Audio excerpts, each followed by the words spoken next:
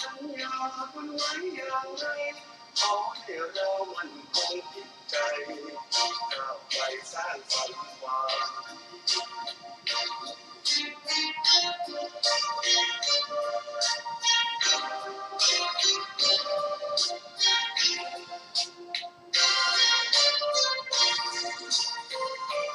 โอ้เพื่อนเอ๋ย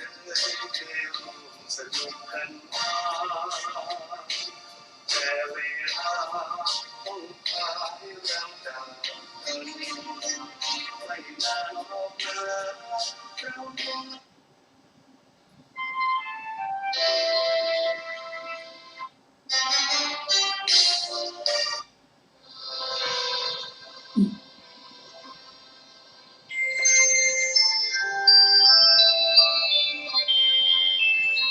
ขณะนี้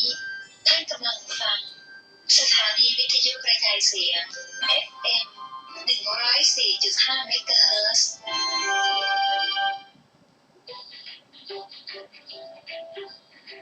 กำนันแต่บทจะนกกับคิ้วเวลา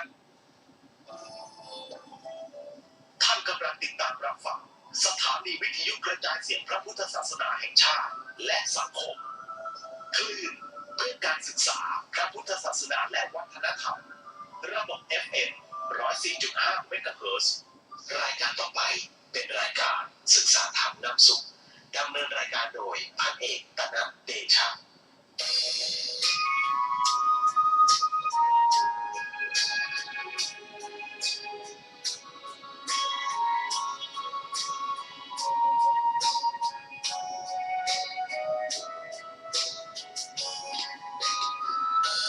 เป็นบุญเขตวิเศษสถานเมืองที่วิมานของหมู่ประชาสะอาดรื่นรมด้วยกลมเงาไม้เดชดวงศรัทธาสมเป็นศาลาแหล่งพักพิงใจเป็นพระประธานเหนือแท่นธรรมรงค์เหมือนคนละองค์เหนืออาจทำไทยแต่คำชื่นเจือผู้เพื่อเราพ้องตัดต้องทูลให้ขอน้อมดวงใจกราบไหว้วันพระวัดเล็กหรือใหญ่ไม่สำคัญวัดเท่าเทียมกันด้วยแรงพัฒนาพระทรงเพ่งพัดทำกิจวัตรทุกวันเวลามีจิตเมตตาต่อชาวสังคมรักคังกังวานผ่านเร่งศรัทธาคิดพัฒนาวัดให้เหมาะสมเปลี่ยนเติมธรรมะขจัดตัณหาอย่าพิพารขอเชิญชื่นชมสู่ร่มอาราม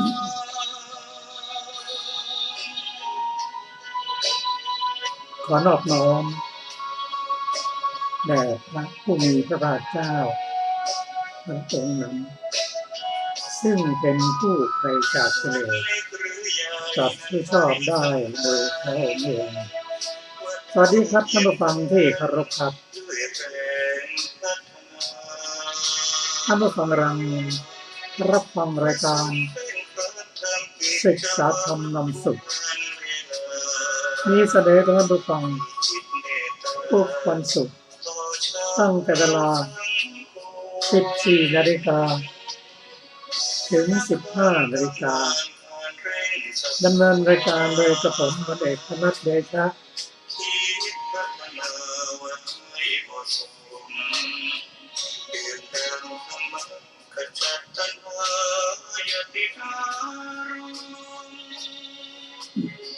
ขอเชิญชื่นชมสู่ร่มอารา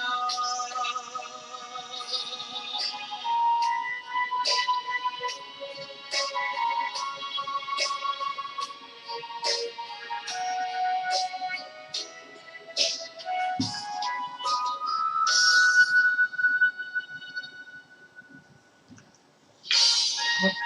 ขอนอบน้อมแด่พระผู้มีพระภาคเจ้า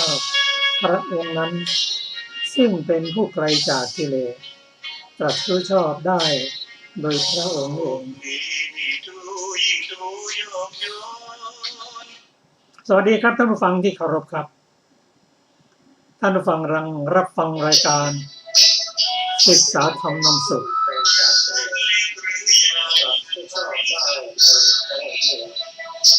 สวัสดีครับท่านผู้ฟังที่เคารพครับท่านผู้ฟัง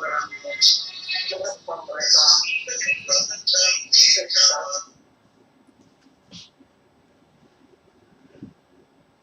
ท่านผู้ฟังรับฟังรายการศึกษาธรรมสุขศึกษาธรรมนำสุขมีเสนอให้ท่านฟังทุกวันศุกร์และวันเสาร์โดยเฉพาะวันศุกร์เริ่มตั้งแต่เวลา 14 นาฬิกาถึง 15 นาฬิกาดำเนินรายการโดยกระผมพันเอกธนัทเดชะวันนี้เราได้นำพระไตรปิฎกฉบับมมร.เล่มที่ 30ในพระสูตรที่ชื่อว่าปฐมอสัพปุลิสสูตรซึ่งมีอยู่ในพระไตรปิฎกเล่มที่30หน้าที่54ท่านผู้ฟังที่มีพระไตรปิฎกฉบับนี้กรุณาเปิดไปที่หน้า54เราจะได้มาศึกษาพระสูตรที่ชื่อว่าปฐมอสัพปุลิสสูตรร่วมกันพระสูตรนี้ว่าด้วยอสัพบุรุษและสัพบุรุษสาวัตถีนิทานพระองค์ตรัสว่าดูก่อนภิกษุทั้งหลายเราจะแสดงอสัพบุรุษและสัพบุรุษแก่เธอทั้งหลายเธอทั้งหลายจงฟังเรื่องนั้นพระองค์ตรัสว่าดูก่อนภิกษุทั้งหลายก็อสัพบุรุษเป็นไฉนบุคคลบางคนในโลกนี้เป็นผู้มีความเห็นผิดดำริผิดเจรจาผิดทำการงานผิดเลี้ยงชีพผิดพยายามผิดระลึกผิดตั้งใจผิดบุคคลนี้เรียกว่าอสัพบุรุษพระองค์ตรัสต่อไปว่าดูก่อนภิกษุทั้งหลายก็สัพบุรุษเป็นไฉนบุคคลบางคนในโลกนี้เป็นผู้มีความเห็นชอบดำริชอบเจรจาชอบทำการงานชอบเลี้ยงชีพชอบพยายามชอบระลึกชอบตั้งใจชอบบุคคลนี้เรียกว่าสัพบุรุษก็พระสูตรนี้ไม่ได้มีอรรถกถานะฮะเราจะมาศึกษากันพระสูตรนี้พระองค์เริ่มตรัสว่าอสัพบุรุษนั้นเป็นผู้มีความเห็นผิดคำว่ามีความเห็นผิดนั้นคือเข้าใจผิดหรือขาดปัญญาไม่มีปัญญาเมื่อมีความเห็นผิดก็เจตเป็นใหญ่เป็นประธานทุกสิ่งทุกอย่างสำเร็จด้วยจิตถ้าจิตดีการคิดก็ดีการพูดก็ดีการทำก็ดีเพราะฉะนั้นเราจะเห็นว่าผู้ที่มีความเห็นผิดคือขาดปัญญาในทางพระพุทธศาสนามีความเห็นผิดอย่างไรเช่นว่าไม่มีปัญญาแยกว่าอันไหนเป็นกุศลอันไหนเป็นอกุศลและไม่มีปัญญาเชื่อในเรื่องกฎแห่งกรรมเช่นทำดีได้ดีท ทำชั่วได้ชั่วก็ไม่เชื่อหรือพระองค์ตรัสว่าบุคคลมีกรรมเป็นของตนเป็นทายาทของกรรมมีกรรมเป็นกำเนิดมีกรรมเป็นเผ่าพันธุ์มีกรรมเป็นที่พึ่งอาศัยกรรม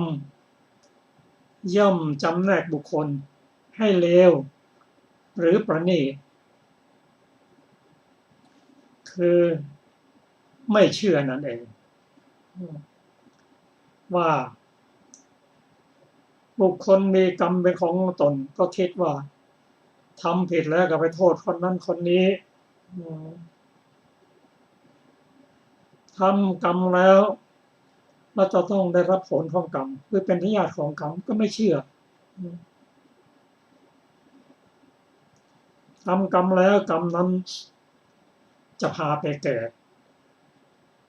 ทำกรรมอย่างใดก็ได้กรรมอย่างนั้นก็ยังไม่เชื่อแม้ว่าพระพุทธเจ้ามีจริงพระธรรมปฏิบัติแล้วให้ผลจริงพระสงฆ์มีจริงหรือบุคคลที่ประพฤติดีประพฤติชอบแล้วสามารถจะนำธรรมในการสั่งสอนผู้อื่นก็ไม่เชื่อแม้ว่าทานให้ทานแล้วไม่มีผลคนให้ทานแล้วเขาให้ผลก็คือเป็นการสละความขี้เหนียวออกไปให้ทานแล้วโดยเฉพาะให้ทานแก่บุคคลผู้มีศีลมีสมาธิและมีปัญญาย่อมให้ผลต่อความสุขเขาก็ไม่เชื่อทั้งหมดนี้ไม่เชื่ออย่างนี้เพราะว่าไม่มีปัญญาคนไม่มีปัญญาอย่างนี้เรียกว่ามีความเห็นผิดถ้ามีความคิดมีความเห็นอย่างนี้ความดำริความติดของเขาก็ผิดไปด้วย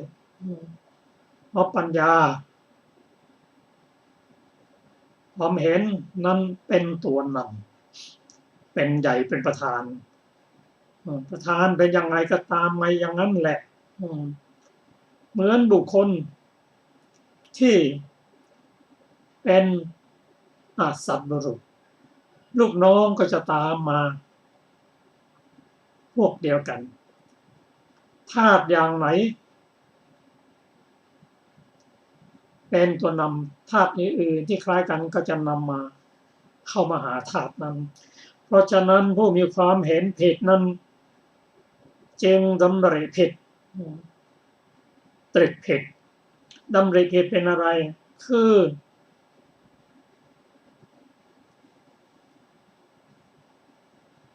ดำริ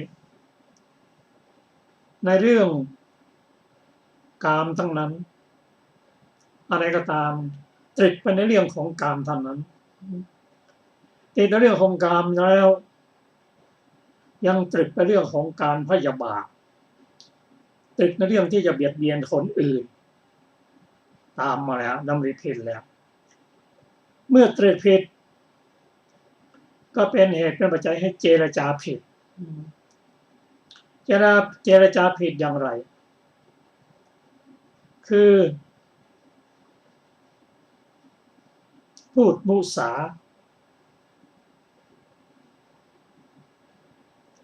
พูดให้เขาทะเลาะกันให้แต่ความสามัคคีกัน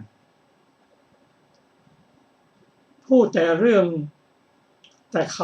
ำที่หยาบไม่พูดภาษาชาวบ้านและประการต่อไปก็คือสัมผัสปรัตตะพูดไม่มีเหตุไม่มีผลพูดไม่เป็นประโยชน์พูดไม่เป็นสาระเนี่ยสัตว์บุรุษก็เป็นอย่างนั้นแหละ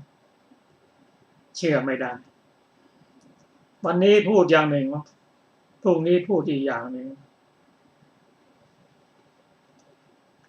เมื่อเจรจาผิดแล้วก็เป็นเหตุให้ทำงานผิดทำงานผิดคือยังไงทำงานที่เกี่ยวกับการฆ่าสัตว์ทรมานชีวิตคำว่าสัตว์นี้ก็หมายถึง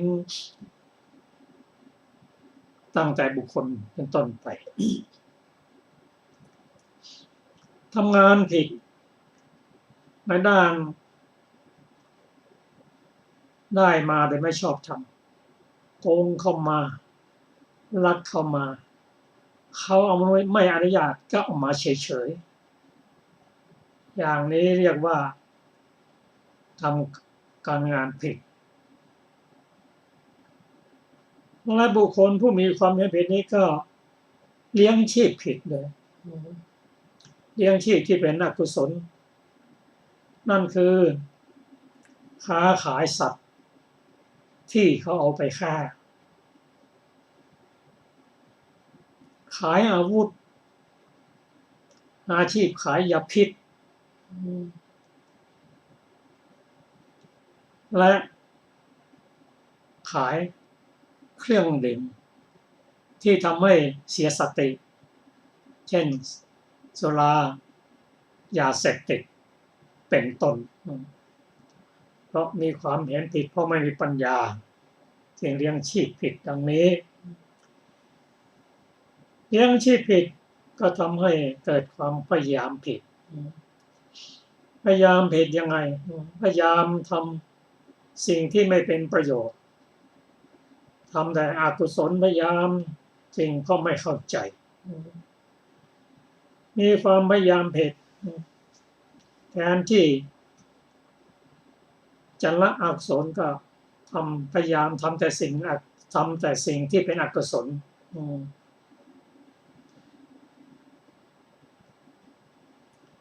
ระลึกผิดคือมีสติมิจฉาสติระลึกแต่สิ่งที่เป็นอกุศลไม่ระลึกถึงบุญกุศลตั้งใจผิดก็คือเจริญสมาธิเพื่อที่จะทำอกุศลเช่นตั้งใจคอยจะทำอกุศลหรือแม้สูงขึ้นไปมีสมาธิก็เพื่อประโยชน์อย่างอื่นไม่ใช่เป็นไปเพื่อศีลและปัญญาอันนี้พระองค์ตรัสว่าสัตบุรุษก็สัตบุรุษทุกวันนี้ถ้าจะเอาเกณฑ์นี้มาศึกษากัน เราก็จะเห็นได้เห็นผิดคิดว่าอันนั้นสิ่งนึกเรื่องที่เป็นอกุศลไม่เข้าใจหรือพูดง่ายๆว่าสัตบุรุษนั้นก็คือปุถุชนชั้นเลวนั่นเอง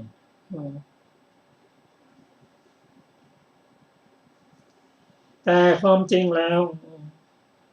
ในพระสูตรสุดนี้พระองค์เห็นว่าปุถุชนนั่นเองก็เป็นอสัตบุรุษถึงแม้ว่าบางครั้งจิตเป็นบุญกุศลเป็นสัตบุรุษเดี๋ยวก็กลับมาเป็นอสัตอีกเดี๋ยวจิตก็เป็นอกุศลมีโลภะโทสะโมหะคือจิตที่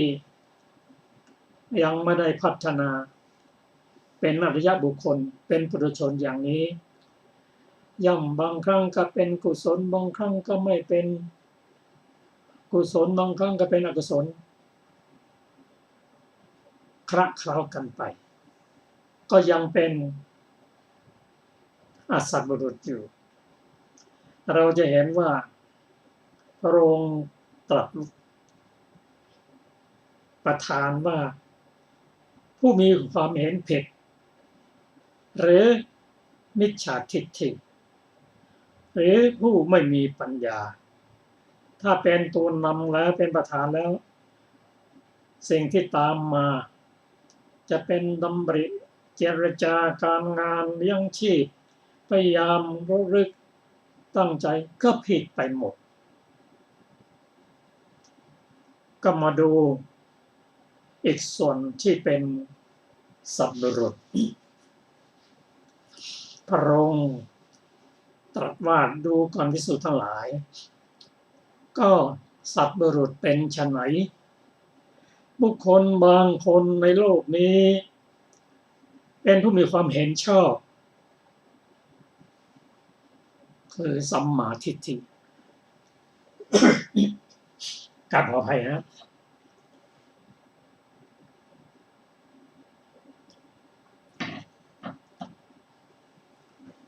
ก็สัตว์บุรุษนั้นองค์ตรัสว่าบุคคลบางคนในโลกนี้เป็นผู้มีความเห็นชอบความเห็นชอบนั่นคืออะไรคือสัมมาทิฏฐิสูงสุดก็คือเป็นผู้ตรัสรู้อริยสัจสี่มีปัญญากำจัดทุกข์มีปัญญาตรัสรู้อริยสัจสี่คือทุกข์สมุทัย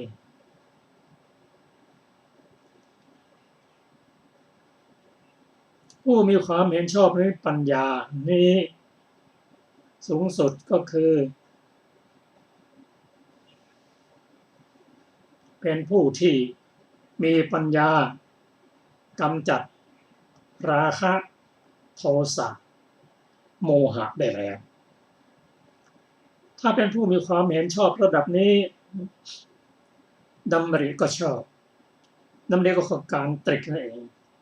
เจรจาก็ชอบจะทำการงานก็ชอบเลี้ยงชีพก็ชอบพยายามชอบระลึกชอบตั้งใจชอบบุคคลนี้เรียกว่าสัตว์บุรุษเพราะสัตว์บุรุษนั้นถ้าเขาจะคิดจะดำริก็ดำริออกจากกามไม่หมกมุ่นในกามคุณ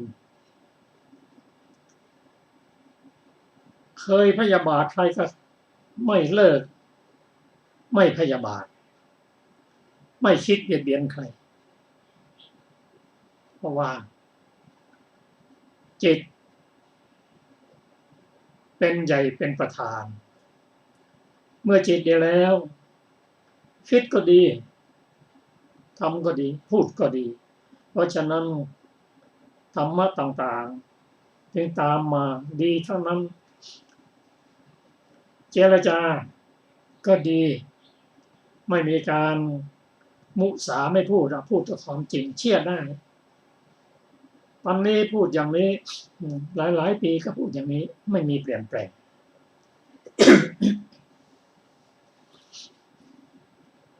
จะพูดจะคุยก็ทำให้เขาเกิดความสามัคคีกันรักกันไม่ให้เกิดการแตกแยกกันพูดแต่คำที่ไพเราะไม่พูดคำหยาบพูดภาษาพื้นเมืองฟังและไพเราะพูดแล้วก็อยากจะฟังอีกและพูดของเขานั้นก็คือไม่มีสัมผัสปราปะพูดมีเหตุพูดมีผลมีหลักรู้พูดในที่เป็นสาระพูดในสิ่งที่เป็นประโยชน์ตนประโยชน์ท่านและในพูดที่เป็นประโยชน์ตนเป็นประโยชน์ท่านในผู้มีความเห็น ชอบก็จะเป็นอย่างนั้นเจรจาชอบการงานก็เหมือนกันเขาจะเลือกการงานที่ทำให้เดือดร้อนผิดศีลผิดธรรมเขาจะไม่ทำแม้จะอดจะอยากเขาก็ไม่ยอมทำสิ่งที่งานที่เป็นอกุศลเช่นงานที่เกี่ยวกับการฆ่าสัตว์ทรมานสัตว์การงานที่ได้มาโดยไม่ชอบทำลักเข้ามาขโมยเข้ามาเขาจะไม่ทำการงานอย่างนี้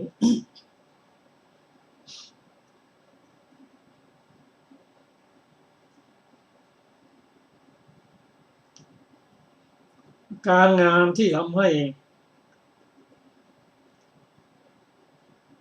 ทำลายสิทธิมนุษยชนสิทธิมนุษยชนเกี่ยวกับการผิดทางเพศ ทำให้ผู้อื่นเดือดร้อนเขาจะไม่ทำการเลี้ยงชีพก็เช่นเดียวกันพิจารณาในการเลี้ยงชีพแล้วเขาจะไม่เลี้ยงชีพที่เกี่ยวกับค้าขายสัตว์ที่เขาจะนำไปฆ่าเราจะเว้นจากอาชีพจากการค้าอาวุธ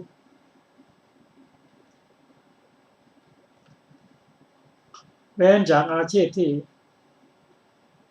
เกี่ยวกับยาพิษเขาจะไม่ยุ่งไม่ทำเลยและไม่ทำอาชีพเกี่ยวกับยาเสพติดเครื่องทำให้มึนเมาเสียสติเพราะเขารู้ว่าสิ่งเหล่านี้เป็นบาปอกุศลแม้แต่ความพยายามก็จะพยายามชอบ มุ่งเข้าสู่ความพยายามที่จะไม่ให้กิเลสโลภะโทสะเมื่อจะเห็นจะได้ยินได้กลิ่นได้รสได้สัมผัสแล้วเขาก็พยายามเลือกสิ่งที่เป็นกุศลไม่ให้บาปอกุศลเข้ามาเป็นผู้ที่มีความสำรวมระวังไม่ให้กิเลสเข้ามาเมื่อกิเลสเข้ามาแล้วก็พยายามที่จะผลักกิเลสออกไปไม่ยินดีไม่พอใจในอกุศลธรรมพยายามกำจัดออกไปความพยายามของเขานั้น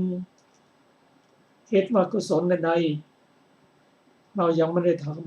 ำเช่นให้ทานรักษาศีลเจริญสมาธิและปัญญาเจริญสติปัฏฐานสี่เรายังไม่ได้ทำก็พยายามทำสิ่งที่เป็นกุศลนั้นให้เกิดขึ้นเขามีความพยายาม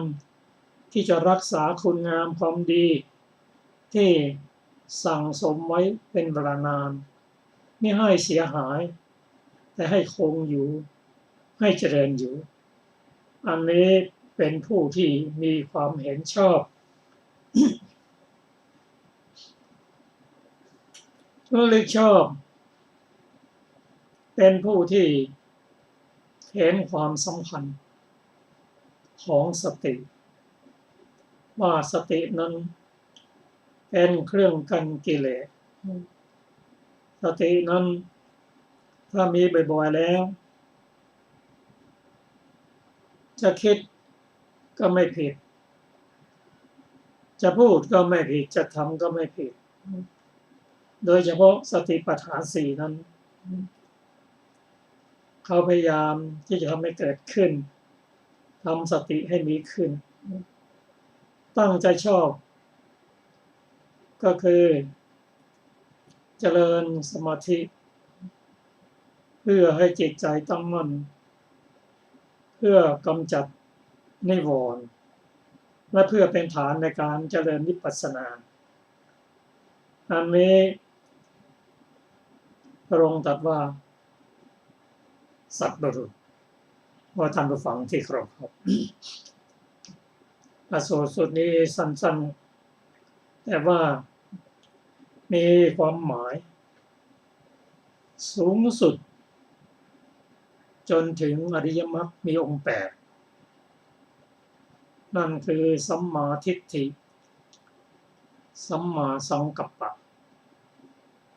สัมมาวาจาสัมมากัมมันตะสัมมาอาชีวะสัมมาวายามะสัมมาสติสัมมาสมาธิก็พระองค์ตรัสว่าผู้เจริญอริยมรรคมีองค์8นี้พ้นจากทุกข์พ้นจากวัฏฏะถามว่าสัตว์บุรุษได้แก่ใครก็ตั้งแต่พระพุทธเจ้าลงมาอรหันต์ของพระองค์และอริยบุคคลแม้แต่บุคคลผู้เจริญสติปัฏฐาน4ผู้เจริญโลกิยมรรคเพื่อให้เข้าถึงโลกุตตรมรรคอันนี้เป็นปฐมอสัพพุลิสสูตรพระองค์ตรัสไว้ให้เห็นทั้งสองฝ่ายเป็นฝ่ายหนึ่งเป็นฝ่ายวัฏฏะอีกฝ่ายหนึ่งเป็นฝ่ายวิวัตตะสัตว์บุรุษนั้นเป็นฝ่ายวัฏฏะสัตว์บุรุษนั้นเป็นฝ่ายวิวัตตะคือไม่ต้องเวียนว่ายตายเกิดแล้วแต่อย่างไรก็ตามพระองค์ตรัสว่าบัณฑิตนั้น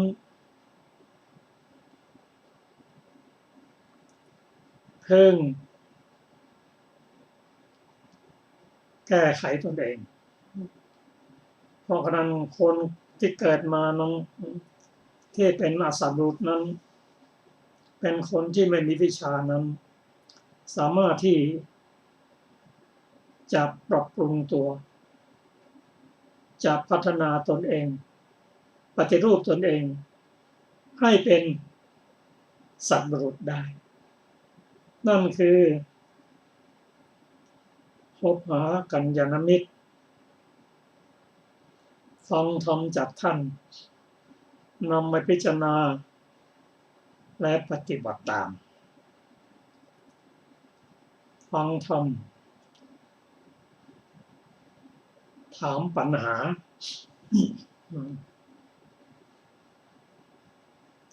เข้าหาภูมิปัญญาเช่นศึกษาเรื่องขันธ์5อายตนะ12ธาตุ18เป็นต้นธรรมะของพระองค์นั้นสามารถที่จะน้อมนำมาปฏิบัติได้เพราะพระองค์แสดงทั้งเหตุทั้งผลนั่นคือคำสอนพระองค์นั้นมีตั้งแต่เริ่มต้นลุ่มลึกลงไปจนถึงที่สุด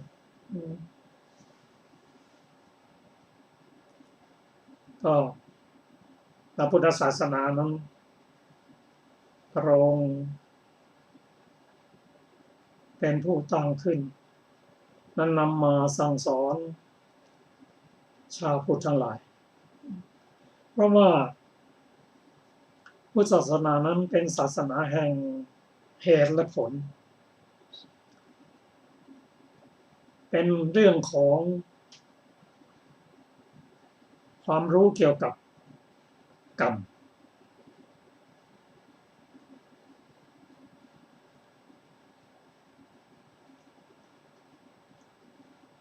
ก็ถ้าเรารู้อย่างนี้แล้ว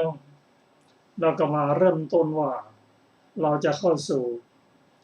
ความเป็นสัตว์มนุษย์ได้อย่างไรเริ่มต้นก็ได้นำสุจริตสิบมาศึกษากันสุจริตสิบได้แก่อะไรมั่ง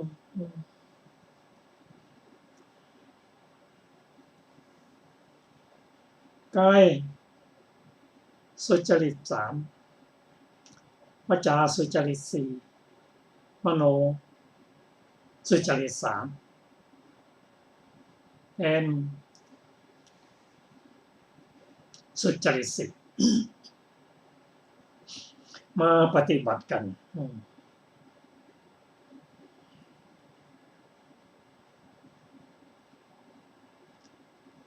กายสุจริตสามนั่นได้แก่อะไรมั่งได้แก่การไม่ฆ่าสัตว์การไม่ทรมานสัตว์ไม่มีการลักไม่มีการขโมยไม่ประพฤติผิดในทางการคือผิดลูกผิดเมียเขาเป็นต้นวจีสุจริตสิบกันเลิกเคยพูดปดมุสากันเลิกพูดแต่ความจริงใครพูดในสิ่งที่ทำให้เขาเกิดความแตกร้าวแตกความสามัคคีกันเลิกพูดแต่สิ่งที่ประสานความสามัคคีให้แก่กัน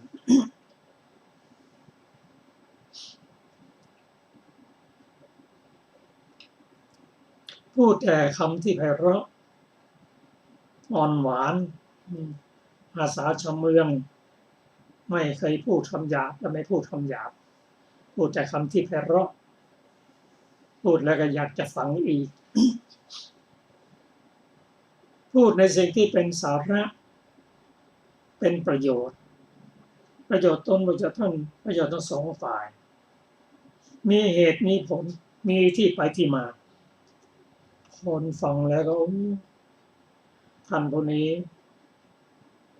พูดแล้วมีภาษิต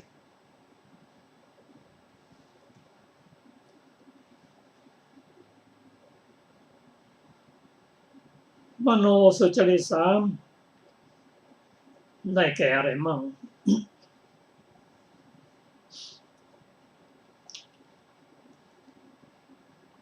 เป็นผู้มีความเห็นถูกต้องเคยเข้าใจผิดมาศึกษา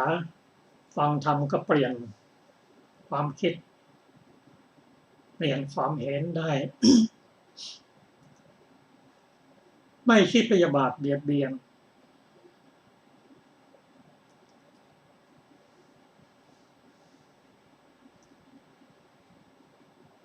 เป็นผู้ที่มีความเห็นถูก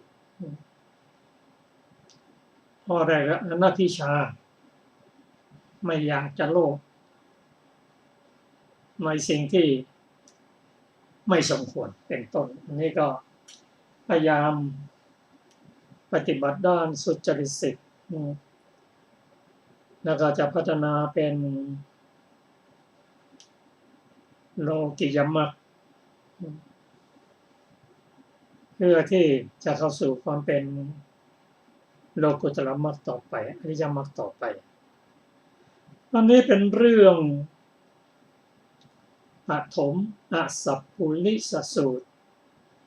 ซึ่งพระองค์ทรงแสดงให้เห็นทั้งสองฝ่ายเปรียบเทียบกันก็มาถึงทุติยอสัพพุลิสสูตรว่าโดยอสัตบุรุษและสัตบุรุษที่ยิ่งกว่าหมายว่าที่ว่าอสัตบุรุษเป็นอย่างนี้อันนี้ยิ่งกว่าหนักกว่าแต่ที่เป็นสัตบุรุษนั้นเป็นผู้ ยิ่งกว่าในทางที่ดีที่งามและยิ่งกว่านั้นอีกมียิ่งเห็นไปยิ่งอย่างไรเรามาฟังพระสูตรนี้กัน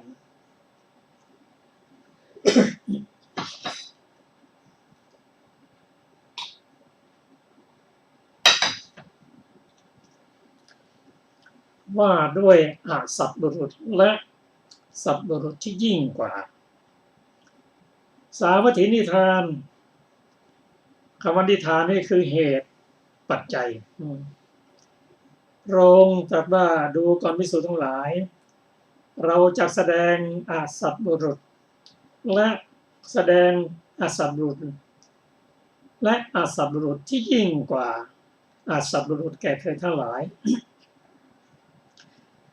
เราจะแสดงสัตบุรุษและสัตบุรุษผู้ยิ่งกว่าสัตบุรุษทั้งหลายแก่เธอทั้งหลายจงฟังเรื่องนั้นพระองค์ตรัสว่าดูก่อนภิกษุทั้งหลายก็สัตบุรุษเป็นไฉนบุคคลบางคนในโลกนี้เป็นผู้ที่มีความเห็นผิดดำริผิดเจรจาผิดการงานผิดอาชีพผิดพยายามผิดระลึกผิดตั้งใจผิดบุคคลนี้เรียกว่าสัตบุรุษ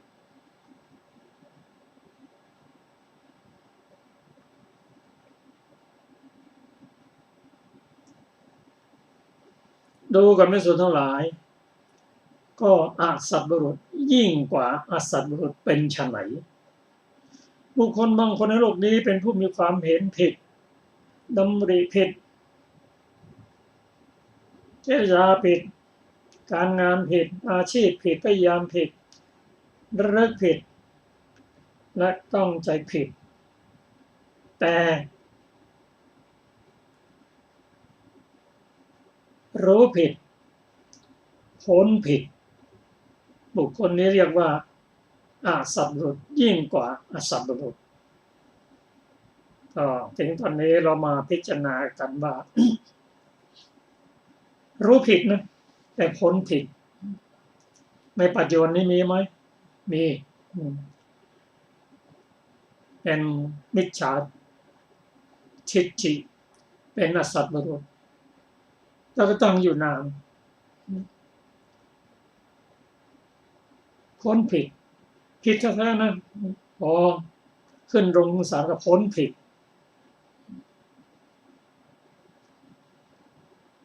บุคคลนี้เรียกว่าเป็นสัตบุรุษยิ่งกว่าสัตบุรุษ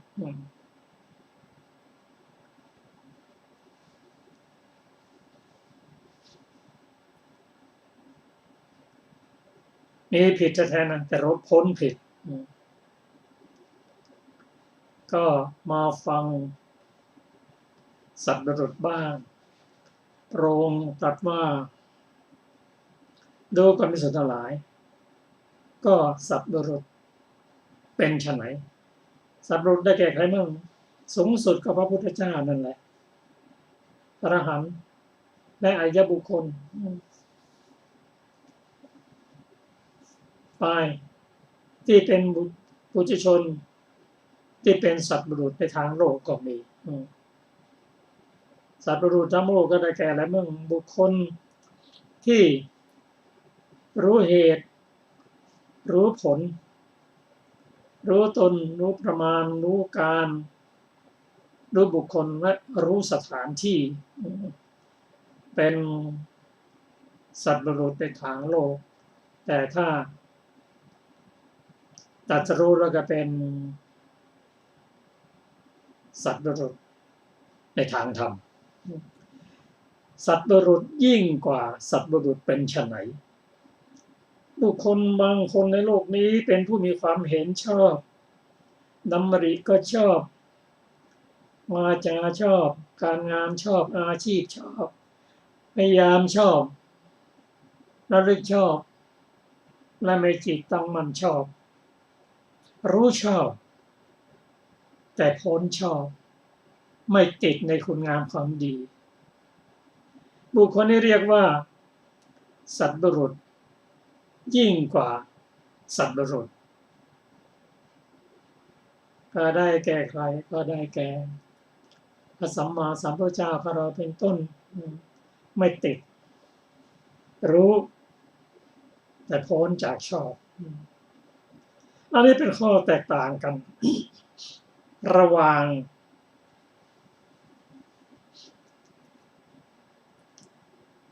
สัตบุรุษ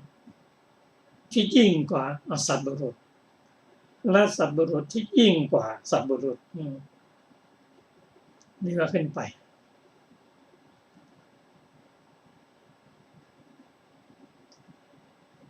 ครับท่านผู้ฟังที่เคารพครับเราจะมาศึกษากันอีกสูตรหนึ่งชื่อว่ากุมมพสูตร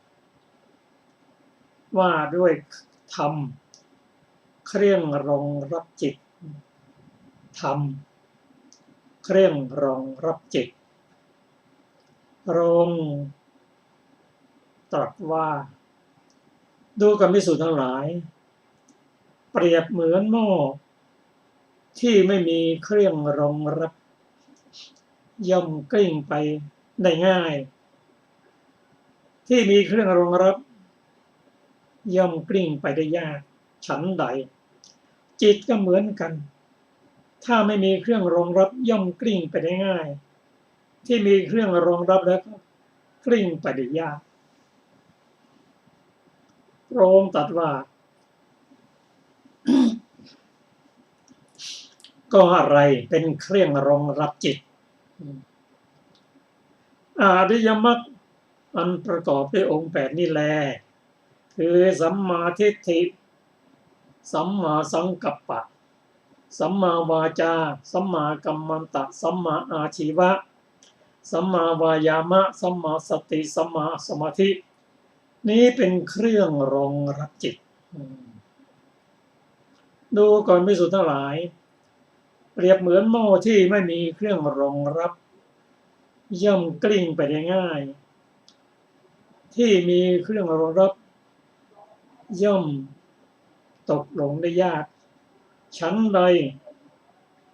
จิตก็ชั้นนั้น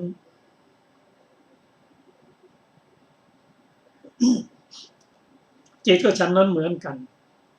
ไม่มีเครื่องรองรับย่อมกลิ้งไปได้ง่ายที่มีเครื่องรองรับ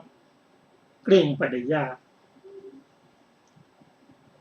ก็ต้องมาช่วยกันพิจารณาแล้วท่านผู้ฟังที่เคารพ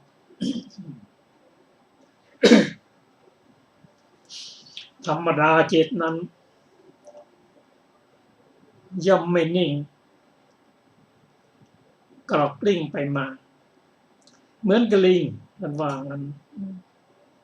อยู่กับที่ไม่ได้เดี๋ยวก็เป็นบาปเดี๋ยวเป็นกุศลเดี๋ยวก็เกิดโลภะเดี๋ยวก็เกิดโทสะเดี๋ยวก็เกิดโมหะ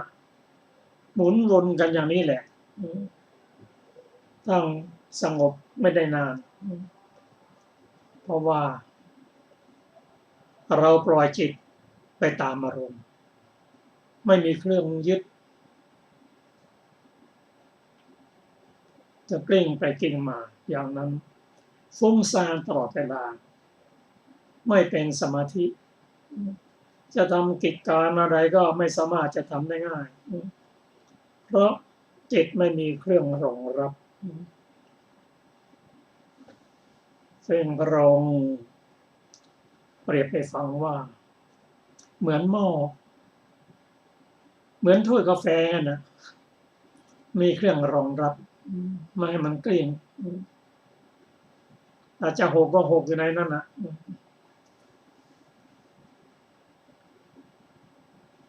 แต่ถ้าไม่มีเครื่องรองรับแล้วก็เป็นอย่างนี้แหละ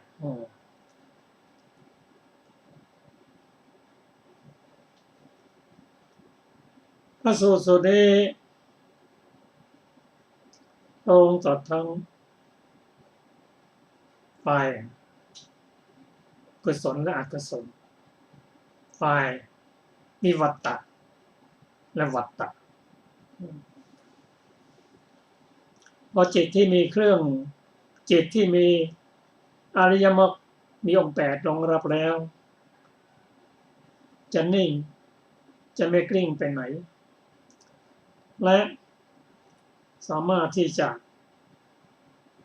พ้นจากทุกข์ได้แต่จิตที่ไม่มีเครื่องรองรับไม่มีอริยมรรคองค์8เป็นเครื่องรองรับแล้ว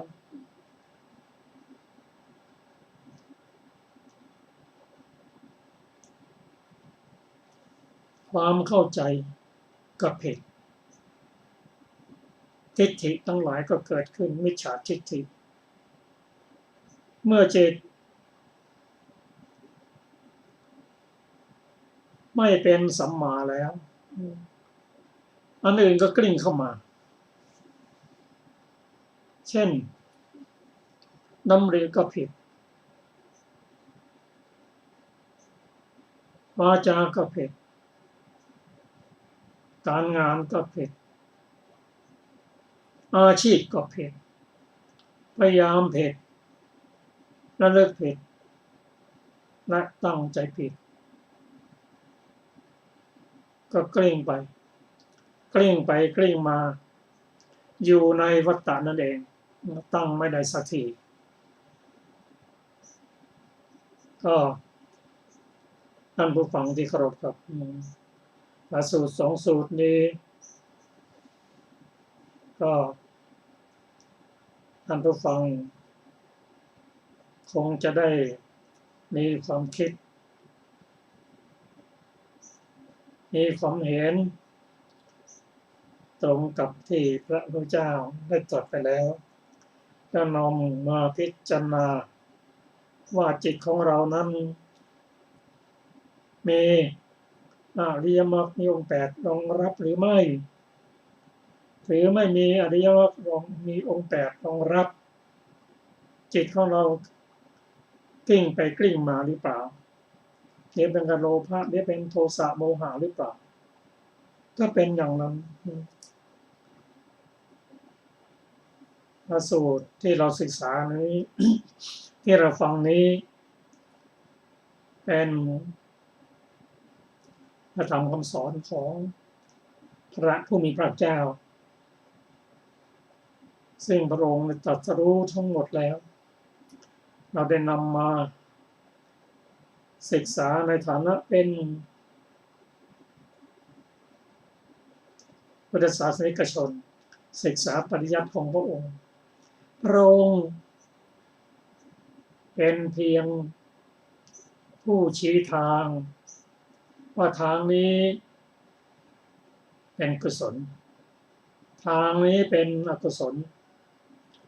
ทางนี้นำไปสู่ความพ้นทุกข์ทางนี้พึงหลีกเลี่ยงพระองค์ตรัสไว้หมดพระองค์ตรัสว่า